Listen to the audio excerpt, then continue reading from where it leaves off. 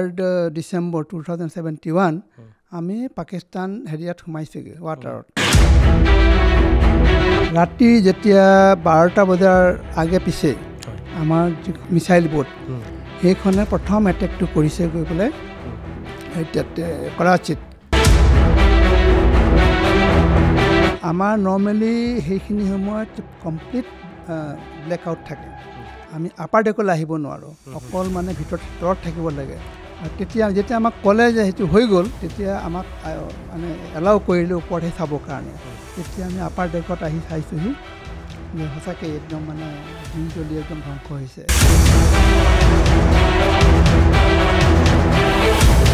India Gandhi লগ পাই পেলাই ক'লেহি India গান্ধীয়ে ক'লে কি কাৰণে আহিছে আপুনি ক'লে ৱাৰত এইবাৰ আমাকো দিব লাগে চান্স ৱাৰ কৰিবলৈ নেভিক দিব লাগে কাৰণ এতিয়ালৈকে আমি ইমান বছৰ নেভিত আছোঁ আফটাৰ ইণ্ডিপেণ্ডেঞ্চ এটাও কেইবাখনো ৱাৰ হ'ল কিন্তু নেভি এখনো কৰা নাই ইণ্ডিয়া গান্ধীয়ে ক'লে ইয়েছ ভেৰি ৱেলকাম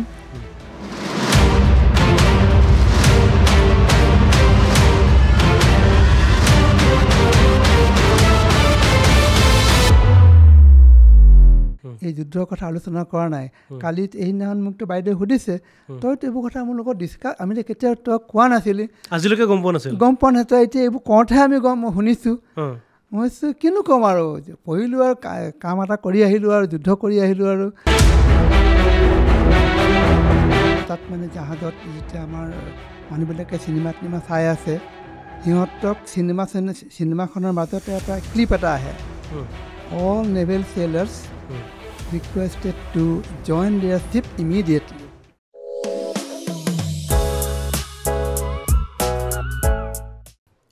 নমস্কাৰ বহুদিনৰ পিছত পুনৰ ভডকাষ্টৰ এটা নতুন অনুষ্ঠান লৈ মই অৰূপ মৰাঙে আপোনালোকৰ ওচৰলৈ আহিছোঁ আচলতে আজিৰ যেটো বিষয় এই বিষয়টো আপোনালোকৰ ওচৰলৈ লৈ অহাৰ প্ৰধান কাৰণ হ'ল এই বিষয়টো অসমৰ প্ৰতিগৰাকী লোকে জনাটো অতিশয় প্ৰয়োজনীয় কিয়নো আমি আজি আপোনালোকক লৈ যাব বিচাৰিছোঁ 1971 চনলৈ আমি সাধাৰণতে আমাৰ অসমীয়া সমাজত আমি যিসকল নৱপ্ৰজন্ম আছে তেওঁলোকে সদায় আমি 1999 চনৰ যি কাৰ্গিল যুদ্ধ আছে এই যুদ্ধৰ কথাই আমি জানো বা সেই যুদ্ধৰ কথাই আমি শুনিলে অতিশয় শিহৰিত হৈ পৰোঁ কিন্তু আজিৰ দিনটোত আমি আপোনালোকক লৈ যাব বিচাৰিছোঁ 1971 চনৰ যি ভাৰত আৰু পাকিস্তানৰ মাজৰ যিখন যুদ্ধ আছিল এই যুদ্ধখনত ভাৰতীয় সেনাই কেনেদৰে তেওঁলোকে পাকিস্তানত গৈ পাকিস্তানৰ সংগোপনে ভাৰতীয় নৌসেনাই তেওঁলোকে সাৰ্জিক্যাল ষ্ট্ৰাইক কৰিছিল এই সমগ্ৰ বিষয় আজি পাতিবৰ কাৰণে এগৰাকী বীৰ যোদ্ধা এগৰাকী অসমীয়া বীৰ যোদ্ধা আজি আমাৰ মাজত উপস্থিত আছে পুনে আমি আপোনালোকক চিনাকি কৰাই দিব বিচাৰিছোঁ প্ৰথমতে মই আপোনাৰ নামটো জানিব বিচাৰিম মোৰ নাম কমল বৰগোহাঁই হয় মই ডিগবৈত জন্মগ্ৰহণ কৰিছিলোঁ আৰু তাতে পঢ়া শুনা কৰিলোঁ হয় আৰু তাৰ পৰাই মই পিছত যেতিয়া গম পালোঁ যে ইণ্ডিয়ান নেভিত এনেকৈ ৰিকুৱাৰমেণ্ট হৈছে ইলেক্ট্ৰিকেল ইঞ্জিনিয়াৰিঙৰ তো মই তেতিয়া আহি পেলাই জইন কৰিলোঁ আৰু জইন কৰি পোনপ্ৰথমে মই গ'লোঁ বম্বেলৈ গ'লোঁ বম্বেত 2 মাহৰ কাৰণে আমাক এটা স্মল ট্ৰেইনিং দিছিলে মানে এইটো ৰিফ্ৰেছমেণ্ট ট্ৰেইনিং আৰু তাৰপিছত আমি গুচি গ'লোঁ জামনগৰ গুজৰাটৰ তাত আমি এটা ইনিচিয়েল ট্ৰেইনিং লৈ পেলাই আমি গুচি আহিলোঁ বিশাখাপট্টনমত জইন কৰাৰ পিছত ফেব্ৰুৱাৰী মাহত জইন কৰিছোঁ বিশাখাপট্টনমত আৰু নেভিত জইন কৰিছিলোঁ 1970 চনৰ ফেব্ৰুৱাৰীত 70 চনৰ আৰু 71 ফেব্ৰুৱাৰী মাহত মই আহি পেলাই জইন কৰিলোঁ বিশাখাপট্টনমত আমি বেছিদিন থাকিব নাপালোঁ তাতেই আমাৰ জাহাজখনৰ মানে আকৌ ৰিপেয়াৰিং কাম আছিলে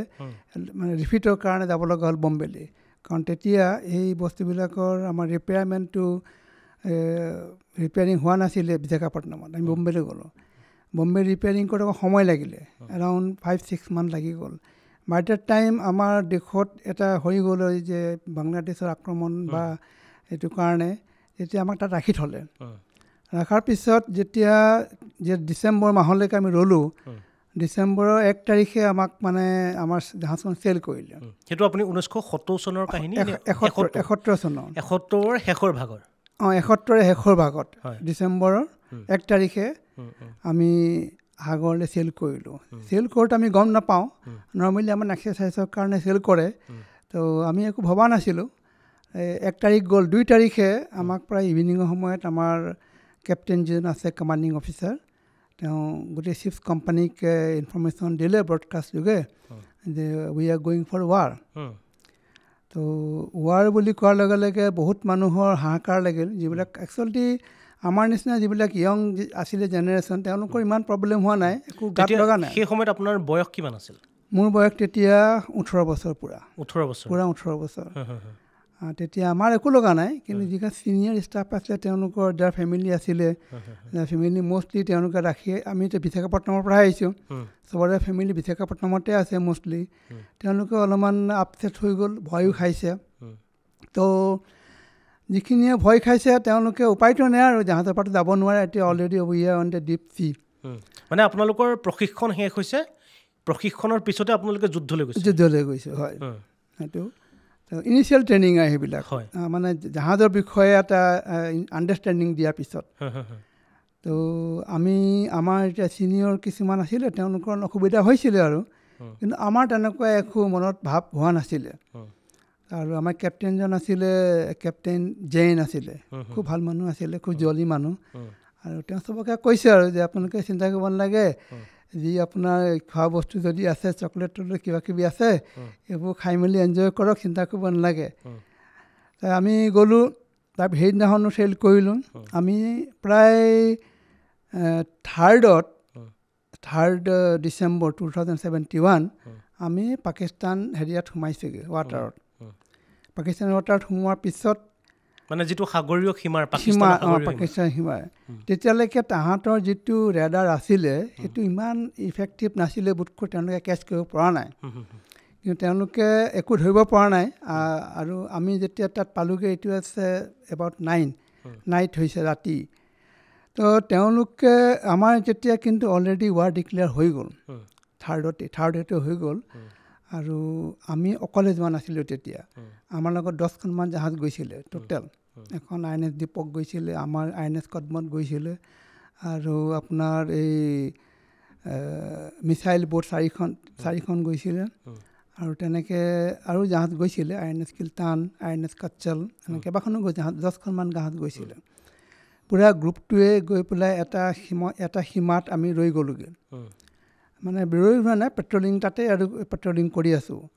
ৰাতি যেতিয়া 12টা বজাৰ আগে পিছে আমাৰ যিখন হেৰি আছিলে আপোনাৰ মিছাইল বোট, সেইখনে প্ৰথম এটেকটো কৰিছে গৈ পেলাই তাতে কৰাচীত কৰিছে। কৰাচী বন্দৰত নাই কৰা তেতিয়া। কৰাচীত মানে কি, কৰাচীৰ পৰা প্ৰায় 20 নটিকেল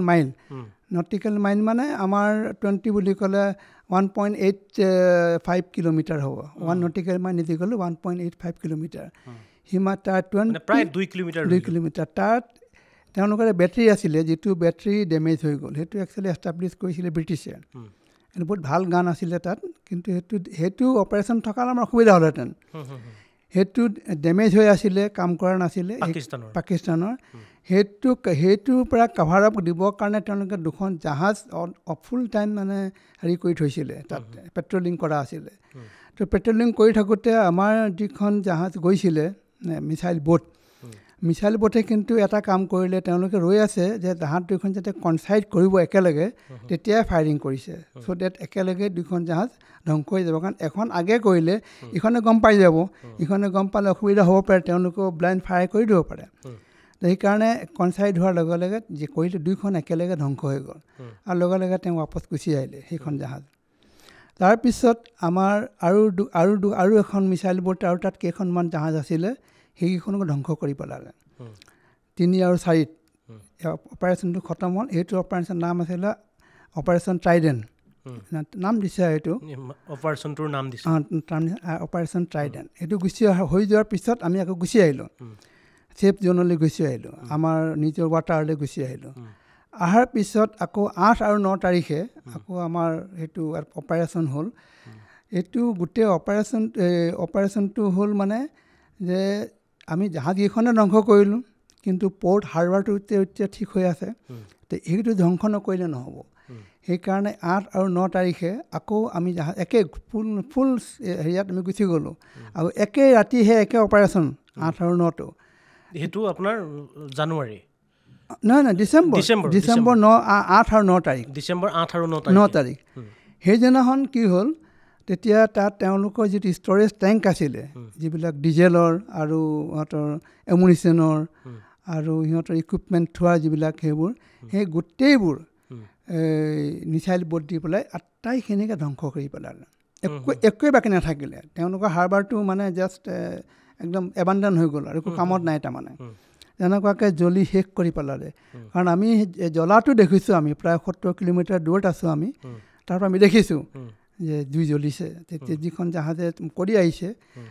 আমাৰ ওচৰলৈকে আহিছে INS কদমতৰ ওচৰলৈকে আহিছে মানে ফিল্ড ল'বৰ কাৰণে এতিয়া তাৰ যিজনে কেপ্টেইন আছিলে লেফটেনেণ্ট কমাণ্ডাৰ তেওঁ কৈছে এইখন জ্বলি আছে চক বোলে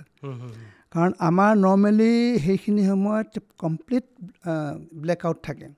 আমি আপাৰ ডেকলৈ আহিব নোৱাৰোঁ অকল মানে তলত থাকিব লাগে আণ্ডাৰগ্ৰাউণ্ড মানে ভিতৰত মানে আৰু নিজৰ একশ্যন ষ্টেচন বুলি কয় সেইটো কিছুমানে ছুইচ বৰ্ডত থাকিব ইঞ্জিন ৰুমত থাকিব আৰু কিছুমান সোনাৰত থাকিব কিছুমানে গানাৰীত থাকিব মানে কমপ্লিট ক্ৰুবিলাক গোটেই মানুহবিলাক নিজৰ ৱৰ্কিং ষ্টেচনত থাকিব আৰু তেতিয়া যেতিয়া আমাক ক'লে যে সেইটো হৈ গ'ল তেতিয়া আমাক মানে এলাউ কৰিলে ওপৰতহে চাবৰ কাৰণে তেতিয়া আমি আপাৰ ডেকত আহি চাইছোঁহি যে সঁচাকৈ একদম মানে জুই জ্বলি একদম ধ্বংস হৈ খতম হৈ গ'ল আৰু তাৰপিছত আমি লাহে লাহে আঁতৰি আহিলোঁ আৰু কৰাচীৰ পৰা আঁতৰি আহি আমি 14 তাৰিখে আহি পেলাই পাইছোঁহি হাৰ্বাৰ পাইছোঁহি আৰু হাৰ্বাৰ পাই আমি একো খবৰ নাপাওঁ তেতিয়া আমি হাৰ্বাৰ পাইহে গম পাইছোঁ যে আমাৰ এখন জাহাজ INS খুকৰী সেইখন মানে 9 তাৰিখে ধ্বংস হ'ল মানে আমাৰ এখন তেওঁলোকৰ পাকিস্তান ছাবমেৰিনে আমাক ধ্বংস কৰিলে সেইখন ছাবমেৰিন মানে গাজীৰ কথা কৈ আছে নাই গাজী নহয় গাজীখন হৈছে হেৰিয়াত এই বিশাখাপট্টনম এৰিয়াত এইটো মই কথা কৈ আছোঁ এতিয়া বম্বে এৰিয়াৰ কথা কৈছোঁ ৱেষ্টাৰ্ণ এৰিয়াৰ মানে আৰৱ সাগৰৰ কথা কৈ আছোঁ আৰৱ সাগৰত মানে কি হৈছিলে সেইটো কথাহে কৈ আছোঁ এতিয়া তেওঁলোকে একো গম পোৱা নাছিলে মানে আমাৰ INS ৰঞ্জিতে যে তেনেকুৱা হ'ব বুলি ৰঞ্জিত নহয় INS খুকৰী মানে ৰাতি প্ৰায় 8:45 মানত এইটো ধ্বংস কৰিলে এইটো গুজৰাটৰ পৰা 70 কিলোমিটাৰমান হ'ব তাৰমানে 40 নটিকেল মাইলৰ দূৰত মানে গমেই নাপালে উইদিন আপোনাৰ কেইমিনিটৰ ভিতৰত একদম জাহাজখন ডুবিয়ে গ'ল আৰু তাত আমাৰ মানুহ আছিলে প্ৰায় টোটেল চব মিলাই পেলাই 190 মান আছিলে অফিচাৰ্ছ এণ্ড চেইলাৰ্ছ চব মিলাই প্ৰায়বিলাকেই মানে মৰিলে কিছুমান বাচিলে আৰু কেইজনমান কিন্তু বেছিভাগেই মৰিলে আৰু তাৰ যিজন কেপ্টেইন আছিলে কেপ্টেইন মোল্লা আছিলে তেওঁ নিজেই মানে ধ্বংস কৰিলে নিজৰ মানে কেবিন বন্ধ কৰি পেলাই তেওঁ জাহাজৰ লগতে এইটো মই শুনা কথাহে দেই মই নাছিলোঁ সেইখিনি সময়ত মানে যেতিয়া জাহাজখন মানে আমাৰ জাহাজত যেতিয়া এটেক কৰা হ'ল তেখেতে নিজে কেবিনত সোমাই পেলাই তেওঁ নিজেই মানে জাহাজৰ লগতে তললৈ গুচি গ'ল সাগৰ তললৈ এইটো 9 তাৰিখ হৈছে আমি 9 তাৰিখত তাত আছোঁ কৰাচীত আছোঁ আহি পেলাই এইখিনি কথা মই যেতিয়া গম পাইছিলোঁ মানে এইখিনি একজেক্ট সেইটো সময়ত হৈ আছিল আমি তাত অপাৰেশ্যন কৰি থাকোঁতে আমাৰ INS খুকৰী সেইখিনি সময়তে ধ্বংস হৈছে সেইটো এটা দুখ লগা কথা আৰু এই যিটো কৰাচীৰ যিটো বন্দৰত যিটো আক্ৰমণ কৰা হৈছিল ভাৰতীয় নৌসেনাৰ ফালৰ পৰা সেইটো চাগে প্ৰথমবাৰ ভাৰতীয় নৌসেনাই মানে হয়তো ইতিহাসত প্ৰথমবাৰ ভাৰতীয় নৌসেনাই এখন দেশৰ বিৰুদ্ধে আনুষ্ঠানিকভাৱে যুদ্ধ কৰিছে হয় প্ৰথমতে 1965 আমি সৰু আছিলোঁ আমি নাজানো 65তো এলাউ কৰা নাছিলে তাৰপিছত আমাৰ যিজন আছিলে এডমিৰেল নন্দা SM নন্দা তেওঁ এবাৰ যেতিয়া তেওঁ ইন্দিৰা গান্ধী আৰু শ্বাহ মানেকছে কথা পাতিলে যে আমি এটেক কৰিম বুলি যেতিয়া তেওঁ আহিলে সেইদিনাখন দিল্লীত ইন্দিৰা গান্ধী লগ পাই পেলাই ক'লেহি ইন্দিৰা গান্ধীয়ে ক'লে কি কাৰণে আহিছে আপুনি ক'লে ৱাৰত এইবাৰ আমাকো দিব লাগে চান্স ৱাৰ কৰিবলৈ নেভিক দিব লাগে কাৰণ এতিয়ালৈকে আমি ইমান বছৰ নেভিত আছোঁ আফটাৰ ইণ্ডিপেণ্ডেঞ্চ এটাও কেইবাখনো ৱাৰ হ'ল কিন্তু নেভি এখনো কৰা নাই ইন্দিৰা গান্ধীয়ে ক'লে ইয়েছ ভেৰি ৱেলকাম আৰু অলৰেডি ইকুইপড আছিলেই বাই ডেট টাইম ইকুইপ হৈ গ'ল আৰু মিছাইল ব'ট আহি গ'ল মানে আমাৰ ছাবমেৰিন আহি গৈছে তেতিয়ালৈকে আৰু পেটিয়া শ্বিপকেইখন আহি গ'ল ৰাছিয়াৰ পৰা চব ৰাছিয়াৰ ইকুইপমেণ্ট দেই তেতিয়া USSR আছিল নেকি তেতিয়া USSR আছিলে USSR পৰা আটাইখিনি আহি গ'ল আৰু গোটেইখিনি মানুহ ৱেল ট্ৰেইন হৈ গ'ল চিন্তা নাই তেতিয়া ইণ্ডিয়া গান্ধীয়ে ক'লে য়েছ এই তেতিয়াই এই এডমিৰেল নন্দা SM নন্দা তেওঁৰ এইটো আইডিয়া আছিলে যে এই মিছাইল ব'টকেইখনক টো কৰি লৈ যাব আৰু তেওঁ এটা কথা কৈছিলে যে জাহাজক যেতিয়া হিট কৰিব পাৰে তেতিয়াহ'লে কৰাচীৰ যিবিলাক তাহাঁতৰ ষ্ট'ৰেজ টেংক আছে ডিজেল ষ্ট'ৰেজ টেংক আছে সেইবিলাক আমি কিয় নোৱাৰিম তেতিয়া তেওঁ এইটোৱে ক'লে যে জাহাজ কৰাৰ পিছত আমি গোটেই হাৰ্বাৰটো ধ্বংস কৰিম মিছাইল দি পেলাই সেইটো তেওঁৰ মানে এইটো আইডিয়া আছিলে এডমিৰেল SM নন্দাৰ ঢুকালে আৰু সেইটো কিন্তু তেখেতৰ আইডিয়াৰ ওপৰতে এইটো গোটেই অপাৰেশ্যনটো হ'ল আৰু তেওঁক সহায় কৰিছিলে ভাইচ এডমিৰেল কোহলি তেওঁ আছিলে ৱেষ্টাৰ্ণ নেভাল কিমান বম্বেত আছিলে তেওঁ এইখিনি অপাৰেশ্যনখিনি তেওঁ মানে কণ্ট্ৰল কৰি আছিলে খুব ভাল এচিভমেণ্ট কৰিলে পিছত কোহলিও এডমিৰেল হ'ল চিফ অফ নেভেল ষ্টাফ হ'ল পিছত আৰু মই যদি ক'বলৈ যাওঁ তেতিয়াহ'লে ভাৰতীয় নৌসেনাৰ ফালৰ পৰা হয়তো সেই প্ৰথমবাৰটো যুদ্ধতটো গৈছিলে আৰু হয়তো সেইটো চাগে ভাৰতীয় নৌসেনাক চাগে পাকিস্তানে চাৰ্জিকেল ষ্ট্ৰাইক কৰিবৰ কাৰণে বাধ্য কৰাইছিলে হয় প্ৰথম আক্ৰমণ পাকিস্তানৰ ফালৰ পৰা কৰা হৈছিল হয় তেওঁলোকে আচলতে কি আমাৰ প্ৰিপেৰেশ্যনত কিমান আছিলে আমি নাজানো কিন্তু তেওঁলোকে ইমানেই প্ৰিপেৰেশ্যনত আছিলে এগ্ৰেছিভ হৈ আছিলে তেওঁলোক আমাৰ সময়ত তেওঁলোক আহি পেলাই মানে তেওঁ জাহাজ অহা নাই আণ্ডাৰগ্ৰাউণ্ড মানে যিখন ছাবমেৰিন আছে দুখন ছাবমেৰিন তেওঁলোকে অলৰেডি ৰিস্ক কৰি দিছে ইণ্ডিয়ান অ'চানত মানে আমাৰ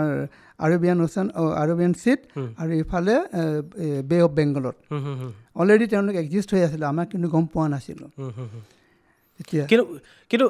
ভাৰতৰ ফালৰ পৰা যে নৌসেনাৰ ফালৰ পৰা যে এইটো আক্ৰমণ চলোৱা হ'ব পাকিস্তানক বা এনেদৰে যে এটা টেকটিক্স ভাৰতীয় সেনাই যে কৰি আছে নৌসেনাই সেইটো চাগে পাকিস্তানৰ ৰেডাৰত বা তেওঁলোকৰ কোনো গম নাপায় কোনো ধৰণৰ তথ্য নাছিল ইয়াত আৰু এটা কথা আছে আমাৰ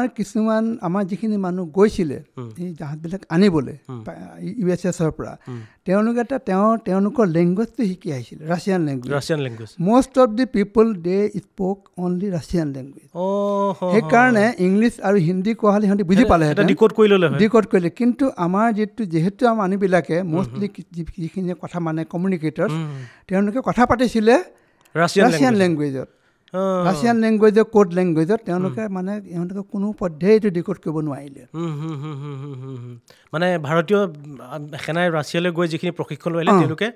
ৰাছিয়াৰ যিটো লেংগুৱেজ আছিল শিকি অহাৰ পাছত আমাৰ কমিউনিকেশ্যন লেংগুৱেজ হিচাপে সেইটো ইউজ কৰাৰ কাৰণে পাকিস্তানৰ চোৱাংচোৱা বা তেওঁলোকে কোনো ধৰণৰ ডিক'ড কৰিব নোৱাৰিলে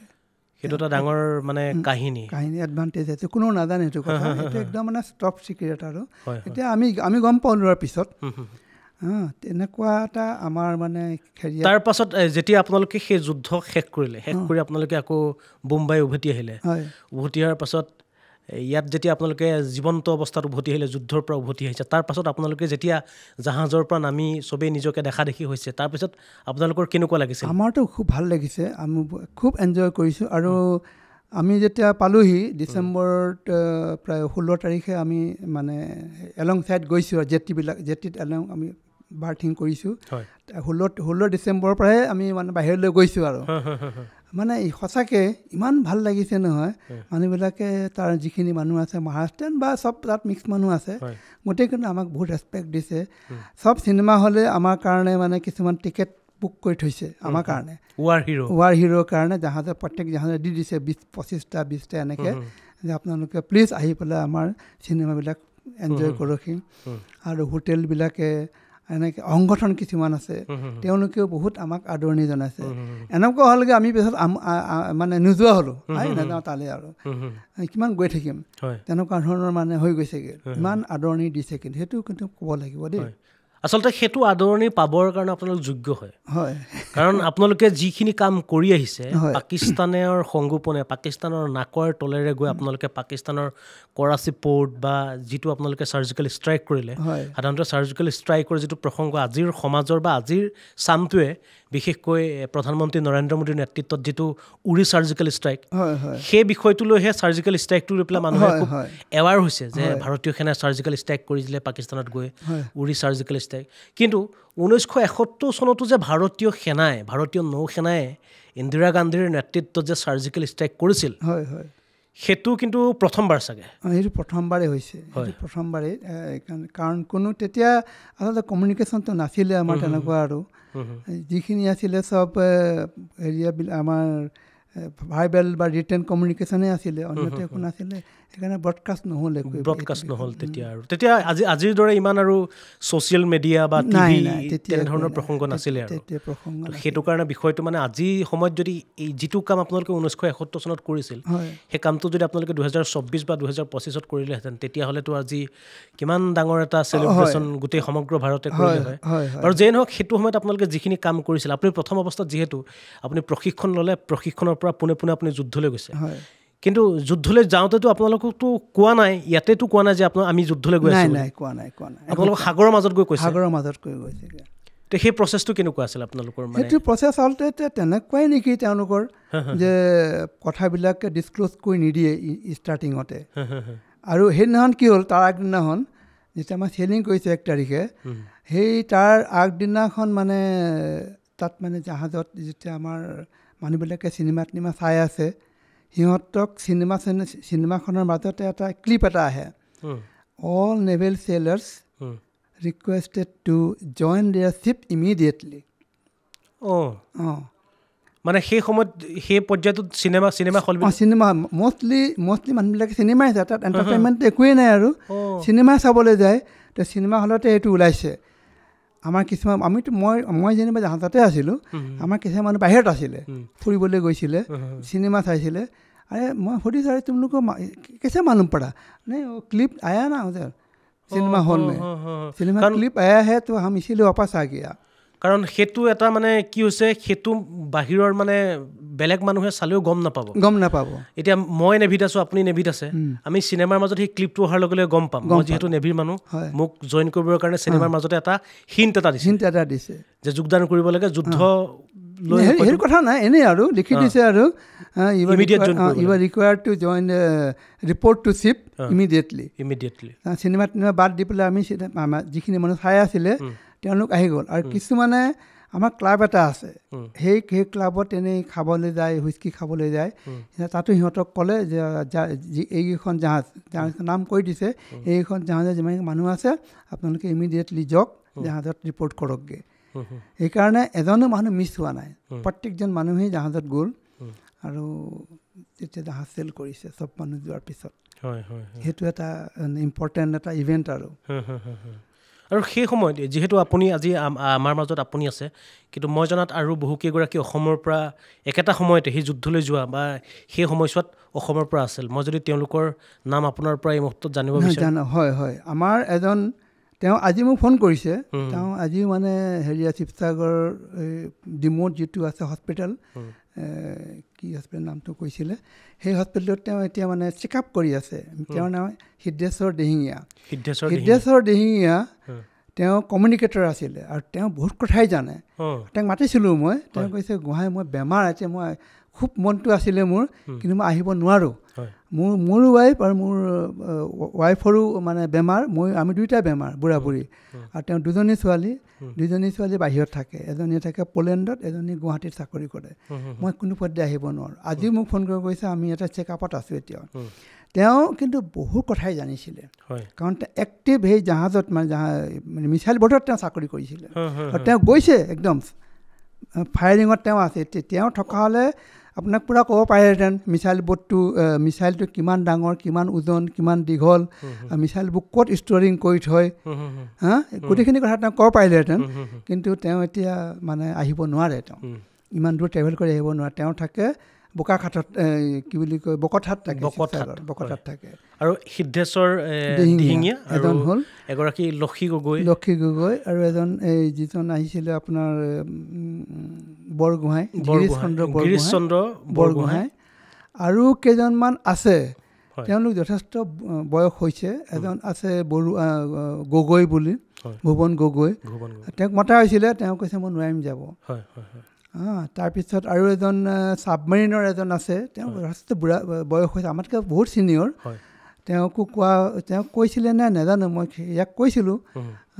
তুমি ক'বাচোন বাৰু গগৈক কৈছিলোঁ লক্ষী গগৈ তেওঁক কণ্টেক্ট নম্বৰ বিচাৰি নাপালে তো তেওঁ শিৱসাগৰ মানে যোৰহাটৰ ক'ৰবাত থাকে একজেক্টলি মই নাজানো সেইজন বহুত ছিনিয়ৰ তেওঁ আছিলে জাহাজত আৰু কোনোবা আছিলে যদি মই নাজানো তেতিয়া কাৰণ কথা হৈছে কি মই বিশাখাপট্টনমত আছিলোঁ আৰু বম্বেৰ মানুহখিনিৰ লগত মই অসমীয়া মানুহ মই চিনি নাপাওঁ গ'লোঁ তাত তেতিয়া তাত মোবাইল চিষ্টেম নাই একো নাই আৰু মই কাকো লগ পোৱা নাই গোটেই 10 বছৰ চাকৰিত মই কিন্তু এজনো অসমীয়া মানুহ লগ নাপালোঁ অসমীয়া মানুহ নাই এজন আছিলে ষ্ট'ৰত কাম কৰিছিলে তেওঁ দিহিঙীয়া বুলি তেওঁ কিন্তু ঢুকালে তেওঁ তাৰপিছত আহি পেলাই তেওঁ এই নেপকোত চাকৰি কৰিছিলে নেপকোত তাৰপিছত গুৱাহাটীতে ঢুকালে সেইজনো নাই মানে আমি আছে যদিও হয়তো আৰু 6, 7, 8জন 10জন মেক্সিমাম আছে যদি মই নাজানো কিন্তু মই জনাত এই 6-7জনটো আছে জীয়াই আছে এতিয়াও নিশ্চয় আমি পৰ্যায়ক্ৰমে সেই গোটেইকেইগৰাকী যি ব্যক্তি আছিল গোটেইকেইগৰাকী যি যোদ্ধা আছিল বীৰ যোদ্ধা যিকেইগৰাকীৰ বলত আচলতে আপোনালোকতো আছিলে অসমীয়া যিকেইগৰাকী যোদ্ধা আৰু সমগ্ৰ ভাৰতত বহু মানে যোদ্ধা আছিল সেই সমগ্ৰ সেই যুদ্ধখনৰ পাছত পৰ্যায়ক্ৰমে লাহে লাহে পাকিস্তানৰ পৰা বিচ্ছিন্ন হ'ল বাংলাদেশ আৰু তেনেদৰে জন্ম হ'ল বাংলাদেশ আৰু যিহেতু বাংলাদেশৰ প্ৰসংগটো আজিৰ সময়ত আজিৰ ডেটত যদি চোৱা যায় তেনেহ'লে শ্বেখ মুজিবুৰ ৰহমানে বাংলাদেশ জন্ম দিছিল তেওঁ প্ৰথম বাংলাদেশৰ জন্মদাতা ইন্দিৰা গান্ধীয়ে যি যুদ্ধ পাকিস্তানৰ সৈতে যুদ্ধৰ পিছতে বাংলাদেশৰ জন্ম হ'ল তাৰপিছত শ্বেখ মুজিবুৰ ৰহমানৰ জীয়ৰী শ্বেখ হাছিনা আজি যিহেতু বাংলাদেশৰ পৰা নিজে এগৰাকী পলাতক প্ৰধানমন্ত্ৰী কিন্তু মই জনাত শ্বেখ হাছিনাৰ তেখেত চৰকাৰত থকা সময়ত যিকেইগৰাকী বীৰ যোদ্ধা আছিল 1971 চনত যিয়ে ভাৰতৰ হৈ পাকিস্তানৰ বিৰুদ্ধে যুদ্ধ কৰিছিল এই সমগ্ৰ সকলোকে যিসকল বৰ্তমান সময়লৈকে আছে তেওঁলোকক একত্ৰিত কৰি বাংলাদেশলৈ তেওঁলোকক আমন্ত্ৰণ কৰিছিল এটা বিশেষ সম্বোধনাৰ কাৰণে সেই বিষয়টো অলপ কওকচোন সেইটো কি আমাক মানে আমাৰ যিখন ইয়াতে জিলা সৈনিক বৰ্ডৰ আছে তেওঁলোকে আমালৈ খবৰ কৰিলে আপোনালোকৰ পাছপোৰ্ট নম্বৰ এইবোৰ চব দি দিয়ক যাতে আমি সেইটো কৰিব পাৰোঁ যাতে আমি এইটো পাছপোৰ্ট ভিজা টিজা বনাব পাৰোঁ সেইখিনি লাগে বুলি ক'লে তেতিয়া আমি চবখিনি দিলোঁ দিয়াৰ পিছত কেইদিনমানৰ পিছতে এইটো গণ্ডগোলটো হ'ল তেওঁলোকৰ তাৰপিছত আৰু শ্বেখ হাছিনাই নিজেই আমাৰ দেশলৈ গুচি আহিব লগা হ'ল নহ'লে তেওঁ খুব ইচ্ছা আছিলে যিমানখিনি আমাৰ মানে 71ৰ ৱাৰৰ হিৰো আছিলে গোটেইখিনিক তেওঁ সম্বৰ্ধনা জনাব খুজিছিলে বাংলাদেশক ঢাকাত মানে অকল মোকেই নহয় মই আৰু ৱাইফ দুজনকে মানে পৰিয়াল নহয় হাজবেণ্ড এণ্ড ৱাইফ কাৰণ আমাৰ দুজনেৰে লৈছিলে পাছপোৰ্ট নম্বৰবিলাক সেইবোৰ লৈ পেলাই চব হেৰি কৰিছিলে এপ্ৰুভ হৈ গ'ল আৰু কিন্তু পিছত এই ঘটনাটো হৈ গ'ল বাংলাদেশৰ আৰু এটা কথা মই বাংলাদেশৰ প্ৰসংগটো যাম আজিৰ সাম্প্ৰতিক সময়ৰ পৰিস্থিতিক লৈ আপোনাৰ পৰা বাংলাদেশৰ কিছু এটা মতামত আপোনাৰ পৰা জানিম কিন্তু তাৰ পূৰ্বে মই আৰু এটা কথা শুনিছোঁ যিটো কথা অফ কেমেৰাত শুনিছোঁ বা কৈছে যে আপোনালোকে যেতিয়া তাৰ পৰা যুদ্ধত উভতি আহিছিল পাকিস্তানৰ আপোনালোকে কৰাচী পৰ্টটো ধ্বংস কৰি বা পাকিস্তানৰ যি হাৰ্বাৰ যি আছিল সেই ধ্বংস কৰাৰ পিছত আপোনালোকে যেতিয়া পাকিস্তানৰ যিটো জলসীমা আছিল জলসীমাৰ ভিতৰত আপোনালোকে এখন পাকিস্তানী জাহাজত আপোনালোক শুন পাইছিল আচলতে সেই প্ৰসংগটো কওকচোন সেইটো এটা খুব ইণ্টাৰেষ্টিং কাহিনী আমি আমাৰ কি হ'ল জাহাজখন দেখিলোঁ যেতিয়া আমাৰ যে এখন পাকিস্তানী জাহাজ মাৰ্চেণ্ট শ্বিপ ডাউট হ'ল মাছমৰীয়া জাহাজ বুলি নহয় বহুত ডাঙৰ জাহাজ এখন বহুত ডাঙৰ জাহাজ তেওঁলোকে পাকিস্তানৰ কাৰণে আৰ্মছ এমুনিশ্যন আৰু কিবা কিবি আনিছে নেকি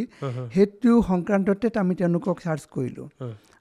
ৰ'লে তেতিয়া আমাৰ পৰা এটা টীম গ'ল আমাৰ জাহাজৰ পৰা মই যোৱা নাই সেইটো আমাৰ জলসীমাত নে পাকিস্তানৰ জলসীমাত সেইটো পাকিস্তানৰ জলসীমাত তাতেই তাহাঁতৰতো একো নাইকিয়া হৈ গ'ল তাহাঁতৰ একোৱেই নাই জাহাজো নাই আৰু পৰ্ট তাহাঁতৰ হাৰ্বাৰ শেষ কমিউনিকেশ্যন কৰিবৰ কাৰণে গোটেইখিনি অলৰেডি আপোনালোকে শেষে কৰি থৈ আহিছোঁ তো আমি তাহাঁতৰ পানীতে আমি ভালকৈ তাহাঁতক ধৰি পেলাই তাহাঁতৰ যিজন মানে কেপ্টেইন আছিলে সেইখন জাহাজৰ তেওঁক ৰখাই আমাৰ পৰা টিম গ'ল মানে বন্ধু চন্ধু লৈ গৈছে আৰু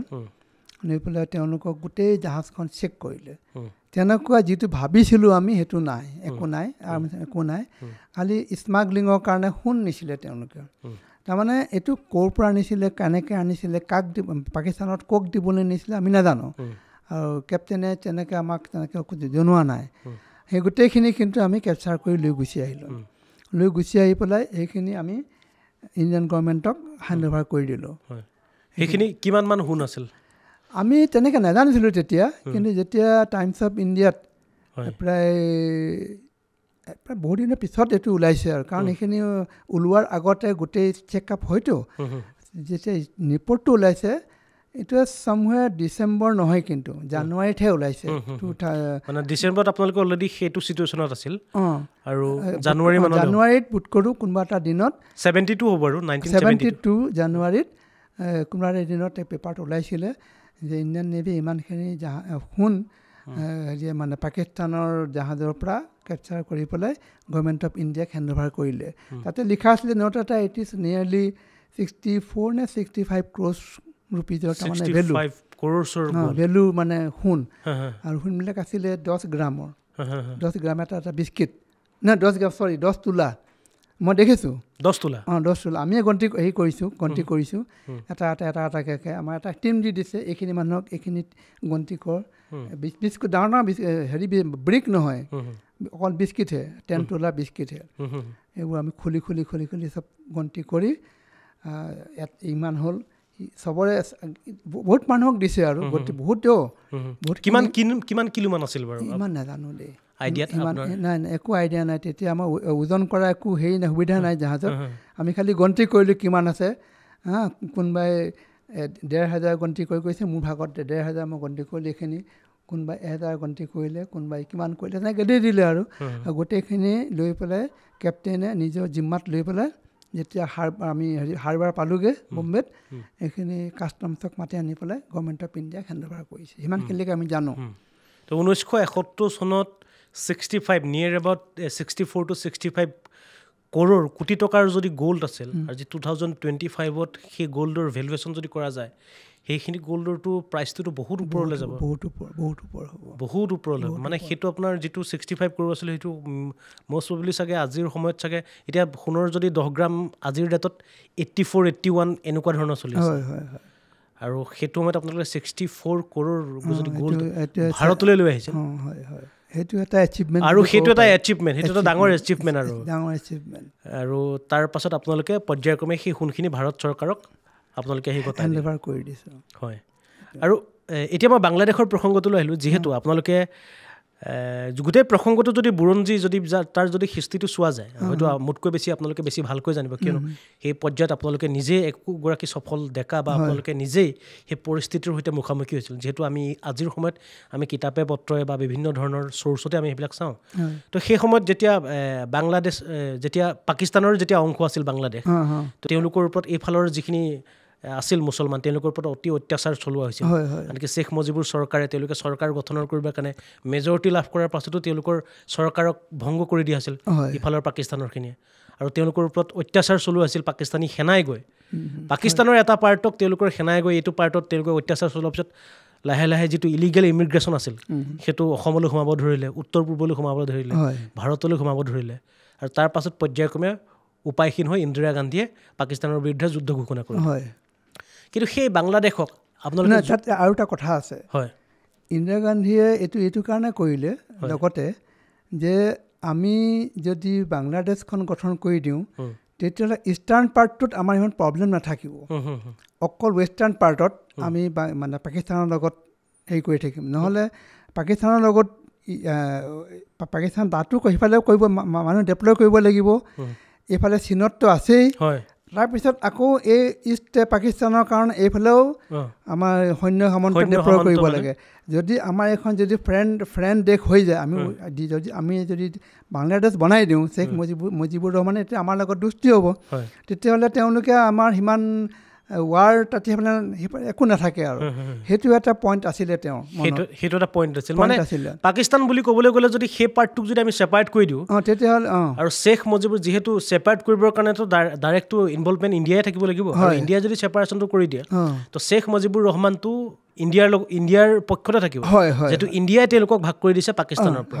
আৰু সেইফালৰ পৰা চাবলৈ সৈন্য সমান্তৰ ক্ষেত্ৰতো চাবলৈ গ'লে সীমান্তৰ ক্ষেত্ৰতো চাবলৈ গ'লে তো ক'ৰবাত মানে ভাৰত চৰকাৰৰ কিবা এটা সহায় হ'ব বুলি সেইটো এটা পইণ্ট আছিলে হয় কিন্তু আজিৰ পৰ্যায়ক্ৰমে সেই যিটো বাংলাদেশখন আপোনালোকে ডিভাইড কৰিবৰ কাৰণে আপোনালোকে বাংলাদেশ পাকিস্তানৰ পৰা ফালৰি কাটি আনিবৰ কাৰণে ইমান কষ্ট কৰিলে ইমান যুদ্ধ বিগ্ৰহ কৰিলে পাকিস্তানৰ সৈতে তাৰপাছত বাংলাদেশ ছেপাৰেট হ'ল বাংলাদেশ এখন স্বাধীন ৰাষ্ট্ৰ হ'ল নিজৰ চৰকাৰ আছে নিজৰ দেশ আছে নিজৰ সংবিধান আছে কিন্তু আজিৰ সময়ত যদি চোৱা যায় মানে 2000 শ্বেখ হাছিনা বাংলাদেশীৰ পলায়ন কৰাৰ পাছত আজিৰ বাংলাদেশৰ পৰিস্থিতিটো আপোনালোকে হয়তো খবৰত পাইছে আজিৰ সময়ত যিটো আপোনাৰ ইউনিছৰ যিগৰাকী নতুনকৈ প্ৰধানমন্ত্ৰী অন্তৰ্বৰ্তীকালীন যিগৰাকী প্ৰধানমন্ত্ৰী আছে তেখেতৰ নেতৃত্বত যি সময়ত আজি বাংলাদেশৰ হিন্দুৰ ওপৰতে অত্যাচাৰ হওক বা আমাৰ ভাৰতৰ ওপৰত যেনেধৰণৰ এটা তেওঁলোকে আক্ৰোশ মনোভাৱ আজিৰ দিনটোত লৈছে সেইখিনিক লৈ আপুনি কি বুলি ভাবে সেইখিনি কৰা আচলতে সেইটো মই যিখিনি শুনিছোঁ পঢ়িছোঁ মোৰ বেয়া লাগে যে যিখিনি মানুহক আমি তেওঁলোকৰ এসময়ত পাকিস্তানে তেওঁলোকৰ ভাষাটো লৈ ল'ব খুজিছিলে বঙালী ভাষা নহয় তাত মানে উৰ্দু ভাষা দিবলৈ খুজিছিলে চেষ্টা কৰিছিলে সেইটো এটা দবাব আছিলে তেওঁলোকৰ একটো মুজিবুৰক প্ৰাইম মিনিষ্টাৰ নিদিলে প্লাছ কৈছে তহঁতৰ অফিচিয়েল লেংগুৱেজটো বঙালী নহ'ব এইটো উৰ্দু হ'ব মানে তেওঁলোকৰ ভাষাটো মানে সেইটো থাপি দিব বিচাৰিছিলে সিমানখিনি এটা পিছত আমি তেওঁলোকক এটা ৰাহি দিলোঁ এখন দেশ ছেপাৰেট কৰি দিলোঁ তাৰপিছত তেওঁলোকে যিটো কয় উপকাৰী অজগৰে খোৱা তেনেকুৱাতে আমি বিট্ৰেল কৰিলে এইটো 53 ইয়াৰ্ছৰ পিছত এইটো বহুত দুখ লগা কথা কিন্তু বহুত দুখ লগা কথা আৰু তেতিয়া আজি কৰিছে আজিৰ প্ৰজন্মই কিয় কৰিব লগা হ'ল তেওঁলোকে বোধ কৰোঁ সেই 53 ইয়াৰ্ছৰ বিফৰ তেওঁলোকে কেনেকুৱা এটা তেওঁলোকৰ সংঘাত হৈ আছিলে সেইটো তেওঁলোকে হয়তো তেওঁলোকৰ বুৰঞ্জীয়ে নক'লে তেওঁলোকে নজনাৰ ফলত তেওঁলোকে এইটো বেয়া কামটো কৰিলে ভাৰতৰ নিচিনা এখন দেশৰ লগত তেওঁলোকে মানে এনিমিটি হেৰি কৰি পেলালে যিটো বন্ধুত্ব ৰাখিব লাগিছিলে সেইটো নাৰাখি এইটো কৰিছে আৰু হিন্দুৰ ওপৰত কৰাটো এইটো একো ডাঙৰ কথা নহয় কাৰণ তাত চবেই কৰে যে বেছি ধৰ্মীয় হেৰি হ'লে মানে তেওঁলোক এতিয়া ধৰ্মীয় গুড়া হ'ল তাৰ আগতে নাছিলে কিন্তু ইষ্ট পাকিস্তানৰ হিন্দু মুছলিমবিলাক তেতিয়াৰ দিনত কিন্তু এনেকুৱা ধৰ্মীয় গুড়া নাছিলে এতিয়াহে হৈছে এতিয়া ধৰ্মীয় গুড়াটো বেছি আমি এতিয়া তেতিয়াৰ দিনত যিবোৰ আমাৰ মানুহ কিছুমান আমাৰ লগৰ কিছুমান গৈছেতো বাংলাদেশৰ গৈছে তাতো তেওঁলোকে কৈছে তাৰ মানুহবোৰ ভাল কিন্তু আজি আমি 50 বছৰৰ পিছত দেখিছোঁ তেওঁলোক মানে পাকিস্তানী হৈ গৈছে ল'ৰা ছোৱালীবিলাক আজিৰ দিনত পাকিস্তানৰ তেওঁলোকৰ যেন এনেকুৱা হ'ল তেওঁলোকৰ বুকুৰ আপোন পাকিস্তান হ'ল আৰু ভাৰত আজিৰ সময়ত আজিৰ প্ৰজন্মৰ বাংলাদেশৰ ল'ৰা ছোৱালীয়ে ভাবে ভাৰত আমাৰ বাবে শত্ৰু কিন্তু সেই ভাৰতেই এটা সময়ত আজি তেওঁলোকে যিখন মুক্ত এখন স্বাধীন দেশ পাইছে য'ত তেওঁলোকে আজি নিজৰ মনৰ ইচ্ছাৰে তেওঁলোকে ঘূৰিব পাৰিছে খাব পাৰিছে আৰু নিজৰ ভাষাটোক চৰ্চা কৰিব পাৰিছে দেশ বিদেশক বাংলাদেশৰ মানুহ বুলি চিনাকি দিব পাৰিছে সেই বাংলাদেশখন কিন্তু ভাৰতেই পাকিস্তানৰ পৰা পৃথক কৰি দিছিল আৰু সেই পৃথক কৰি দিয়াৰ আঁৰত গ্ৰাউণ্ড লেভেলত আছিল আপোনালোকে য'ত পাকিস্তানত গৈ আপোনালোকে নৌ সেনাৰ ফালৰ পৰা আপোনালোকে কি যুদ্ধ আপোনালোক যেই নহওক সেই সময়ত যুদ্ধত আপোনালোকে পাকিস্তানক চাৰ্জিকেল ষ্ট্ৰাইকটো যিটো কৰিছিল সেই ষ্ট্ৰাইকটোত আপোনালোকে জীৱন্ত অৱস্থাত উভতি আহিল কাৰণেহে যদি কিবা এটা হৈ গ'ল হয় আপোনালোকৰ আৰু সেই সময়ত মই জনাত সেই সময়ত পাকিস্তানক প্ৰত্যক্ষ সমৰ্থন আগবঢ়াই আছিল আমেৰিকাৰ ফালৰ পৰা পাকিস্তানক প্ৰত্যক্ষ সমৰ্থন আমেৰিকাই দি আছিল আৰু উপায়হীন হৈ ভাৰত একেবাৰে নিহকতি আছিলে কাৰণ 1947 চনত ভাৰত স্বাধীন হৈছে আৰু তাৰ সমপৰ্যায়তে ভাৰতে ইতিমধ্যে 3খনকৈ যুদ্ধ ভাৰতে কৰি আহিছে য'ত সম্পূৰ্ণৰূপে ভাৰতৰ মানে অস্ত্ৰ ভাণ্ডাৰ প্ৰায় দুৰ্বল হৈ আছে চীনৰ লগত যুদ্ধ কৰিছে আৰু তাৰ মাজত পাকিস্তানৰ লগত আৰু এটা এখন কৰিছিলে নহয় এইটো গোৱা অপাৰেশ্যন কৰিছিলে গোৱাৰ পৰা 65ত নে কেতিয়া 62 মই একজেক্টলি মনত নাই সেইটো এটা কৰি সেইটো এটা ভাৰত দুৰ্বল হৈ আছে তো ভাৰতৰ বস্তু বাহানে মানে একদম দুৰ্বল নতুনকৈ স্বাধীন হোৱা এখন দেশ আৰু স্বাধীন হোৱাৰ পিছতে বেক টু বেক ভাৰতে যুদ্ধ কৰি আছে পাকিস্তান চীনে 1962 কেনেদৰে ভাৰতীয় ওপৰত আক্ৰমণ কৰিছিল এক প্ৰকাৰেতো জৱাহৰলাল নেহৰুৱে তেখেতৰ ৰেডিঅ' জৰিয়তে ঘোষণাই কৰি দিছিল যে আমি উত্তৰ পূৰ্বাঞ্চলক হেৰুৱাব ওলাইছোঁ বুলি আৰু তেনে পৰ্যায়ত পাকিস্তানৰ দৰে এখন দেশক যদি আমেৰিকাৰ প্ৰত্যক্ষ সমৰ্থনৰ পিছত ভাৰতে যুঁজ দিবলৈ কিন্তু সৌভাগ্যক্ৰমে সেই সময়ত USSR আমাক বহুতখিনি হেল্প কৰিলে এই পেটিয়াশ্বিপ বুলি কয় যিখন INS কদমত INS কচ্ছল INS কমুৰ্তা INS কভাৰ্তি এইবিলাকক পেটিয়াশ্বিপ বুলি কয় মানে ৰাছিয়াৰ পৰা অহা এইকেইখন জাহাজ দিলে তেওঁলোকে আৰু আমাক 4খন ছাবমেৰিন দিলে আৰু দিলে কি এই 4খন যে আমাক দিলে মিছাইল বোট এইকেইখনে সম্পূৰ্ণ যুদ্ধখনত এক্টিভ পাৰ্ট লৈ পেলাই গোটেই যুদ্ধখনত তেওঁলোকেই আচলতে ভাৰতক জিকাই দিছে সেইটো কিন্তু ক'ব লাগিব এইটো ৰাছিয়াৰ যিটো আমাক দিলে উপহাৰ সেইটোৰ ওপৰতে আমি এইখন যুদ্ধখন আমি জয় হ'লোঁ আৰু জয় হোৱাৰ কাৰণে আজি বাংলাদেশৰ জন্ম হ'ল আৰু সেই যুদ্ধখনত আজিৰ দিনটোত সেই সময়ৰ পৰা আজিৰ দিনটোলৈকে যদি চোৱা যায় একেবাৰে বিশ্বস্ত আৰু বিশ্বাসী বন্ধু হৈছে ভাৰতৰ কাৰণে ৰাছিয়া আৰু সেইটো আৰু আজিৰ দিনটোতো হয়তো যিকোনো বিপদতে হওক আজি ইউক্ৰেইন ৰাছিয়াৰ মাজত যিখন যুদ্ধ চলি আছে ক'ৰবাত নহয় ক'ৰবাত ভাৰতে সদায় ৰাছিয়াৰ পক্ষত এটা মজবুত স্থিতি লৈ আছে আৰু বিভিন্ন ক্ষেত্ৰতো ৰাছিয়াই ভাৰতৰ ক্ষেত্ৰত এটা মজবুত স্থিতিত থাকে আৰু সেইটো এটা খুব বন্ধুত্ব সুলভ এই বন্ধুত্ব আজিৰ নহয় বহু দিনৰ সেইখিনিতো আপোনালোকে দেখি আহিছে আমি শুনিছিলোঁ দেই তেতিয়া যে আমেৰিকাৰ USA 7th ফ্লিট এটা আহি আছিলে পাকিস্তানক হেল্প কৰিবৰ কাৰণে 7th ফ্লিট মানে আমাৰ যিখন INS বিক্ৰান্ত আছিলে তাতকৈ ডাঙৰ বিক্ৰান্ত মানে সেইখন INS বিক্ৰান্ততকৈ ধৰি লওক মানে দুগুণ সেইখন আহি আছিলে কিন্তু তেতিয়া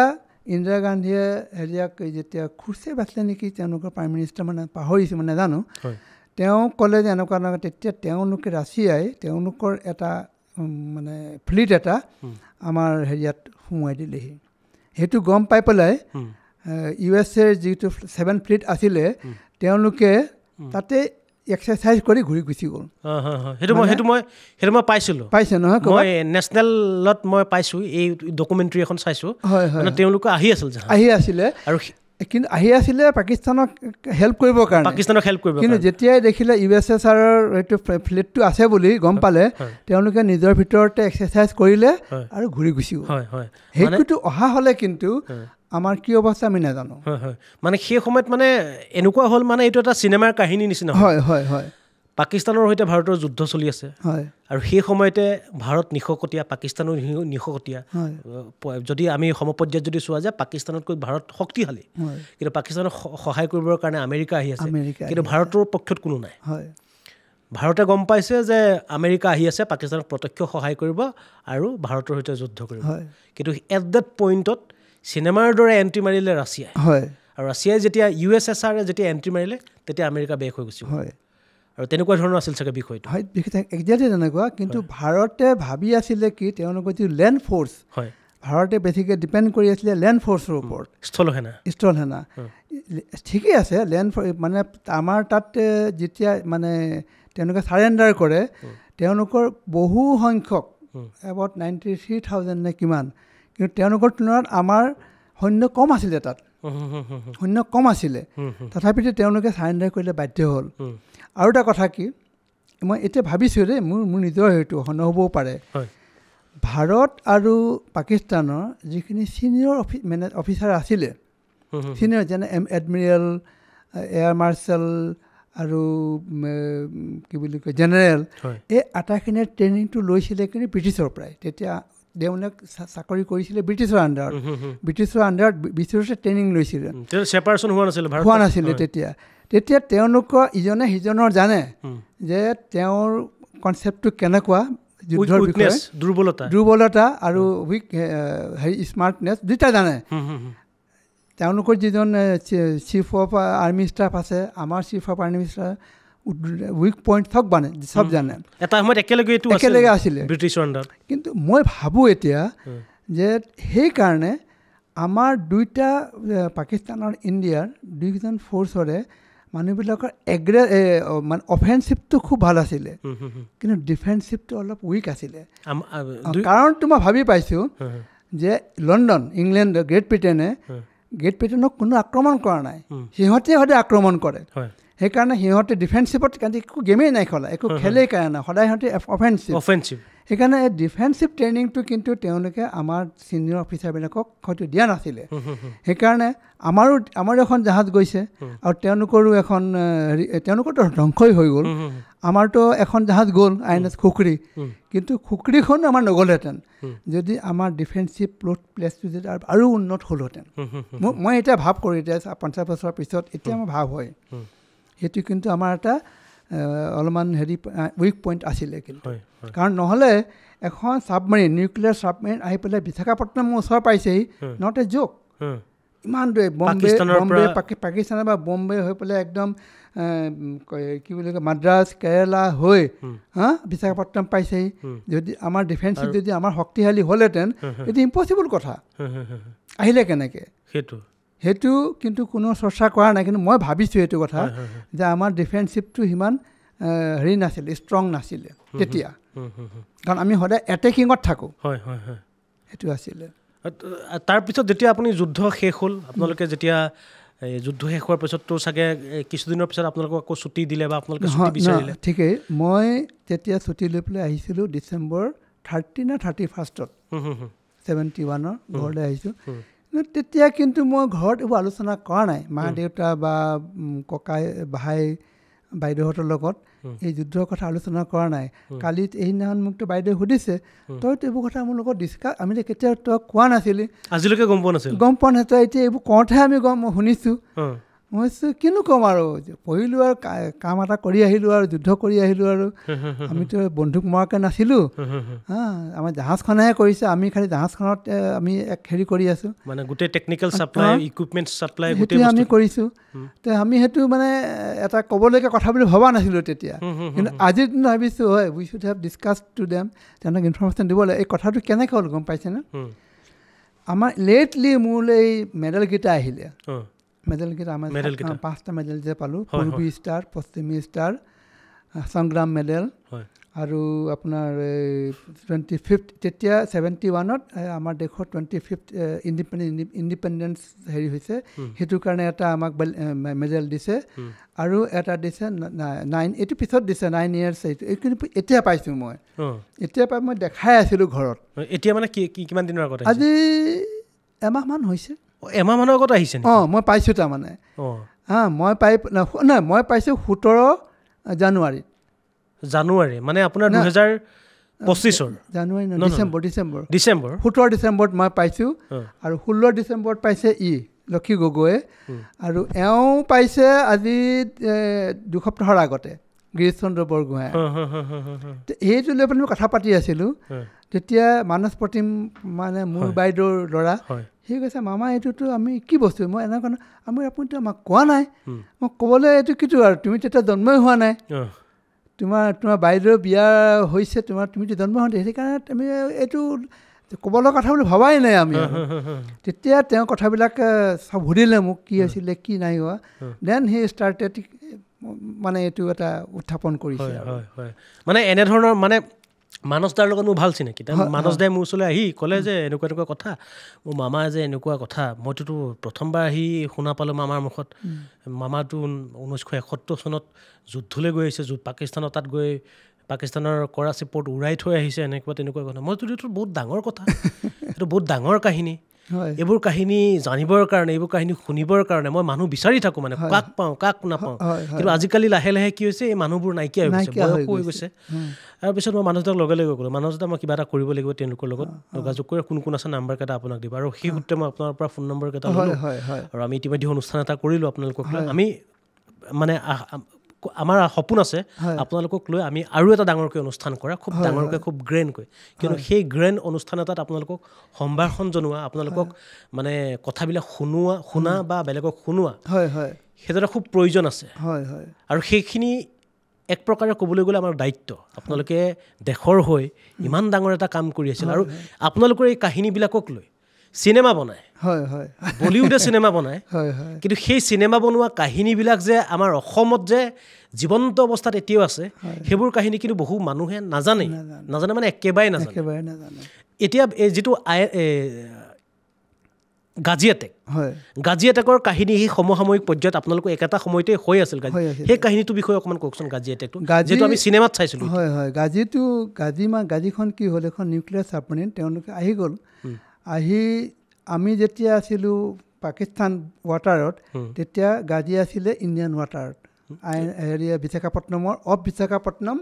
70 কিলোমিটাৰ এৱে চিন্তা কৰি চাওক কিমান তাহাঁতি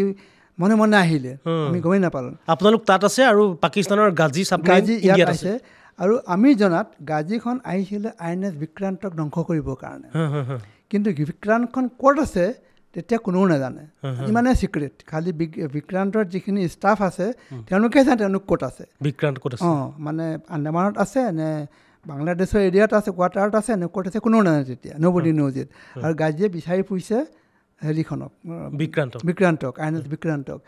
কিন্তু তেওঁলোকৰ মানে বেড লাক INS ৰঞ্জিত যিখন জাহাজ সেইখনে কিন্তু তেওঁলোকে স্পট কৰি পেলালে আমাৰ ইণ্ডিয়া INS ৰঞ্জিতে স্পট কৰাৰ লগে লগে সময় নাই আৰু লগে লগে 3-4 তাৰিখৰ ৰাতিৰ ভিতৰতে ডেপ্থ চাৰ্জ দি পেলাই সেইখন চেছ খতম মানে এটা মানুহো বাচি নাথাকিলে আৰু এইটো একোৱে নাই আৰু পানীৰ তলততো আৰু একোৱে নাথাকে আৰু তাতে নিউক্লিয়াৰ এখন চেছ হ'ল তাতে গাজীৰ যিখন নিউক্লিয়াৰ হেতৰ ছাবমেৰিন আছিল আৰু সেইটো এটা পাকিস্তানৰ কাৰণে ডাঙৰ আঘাত